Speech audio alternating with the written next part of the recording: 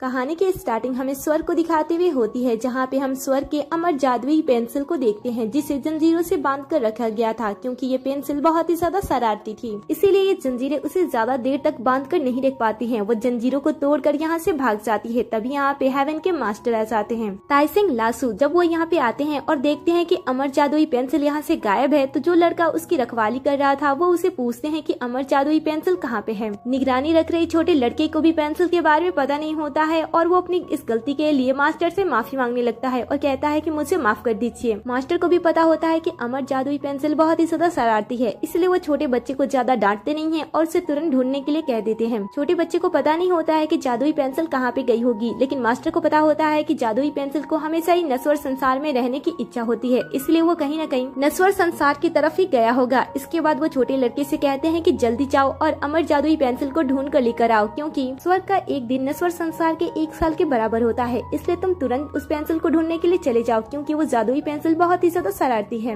दूसरी तरफ हम अमर जादुई पेंसिल को ही देखते हैं, जो कि जंजीरों से छूटने के बाद बहुत ही ज्यादा खुश होती है और वो सीधा सच में नश्वर संसार की तरफ ही जाती है। आगे हम ताओवादी मंदिर के पुजारी को देखते हैं, जिन्हें भी अमर जादुई पेंसिल के आने का आभास हो जाता है, जिस वजह से वो काफी ज्यादा चिंतित हो जाते हैं। अगले सीन में हम हॉस्पिटल का सीन देखते हैं, जहाँ पे हम हमारे हीरो से मिलते हैं, जिसका नाम मा लियांग होता है। वो अपनी बहन युआन को खुश करने के लिए एक प्यारी सी ड्राइंग बनाता है और कंप्लीट करने के बाद उसे दे देता है। युआन को भी ड्राइंग काफी अच्छी लगती है और वो उसकी बहुत ही ज्यादा तारीफ करती है। फिर वो अपने दिल की बातें बताने लगती है कि वो उसे लाइफ में बहुत कुछ करना है, उसे बहुत सारे पैसे कमाने हैं। ये दोनों बातें कर ही रहे होते हैं, तभी यहाँ पे जादुई पेंसिल आ जाती है, जो कि इनकी बातें सुनने लगती है और कहती है कि मैं तो यहाँ पे आ गई हूँ, लेकिन मुझे छुपने के लिए जगह चाहिए, नहीं तो स्वर्ग के लोग मुझे आसानी से ढूंढ सकते हैं। ऐसा सोचते हुए लियांग के सिंपल से पेंसिल के अंदर चली जाती है, जिसके बाद वो सिंपल सी पेंसिल जादुई पेंसिल बन जाती है। और इस बात से अनजान लियांग उसी पेंसिल से अपनी ड्राइंग बनाने लगता है। कुछ समय के बाद लियांग की एक्स गर्लफ्रेंड यहाँ पे आती है। वो यहाँ पे आते ही सीन क्रिएट करने लगती है और कहती है कि तुम्हारी बहन के इलाज के लिए तुम्हारे पास पैसे हैं, लेकिन ब्रेकअप फीस देने के लिए तुम्हारे पास पैसे नहीं है। मुझे मेरे पैसे जल्द से जल्द चाहिए। ये सुनकर लियांग कहता है कि तुम बहुत ही ज्यादा बेशरम लड़की हो, मैं तुम्हारा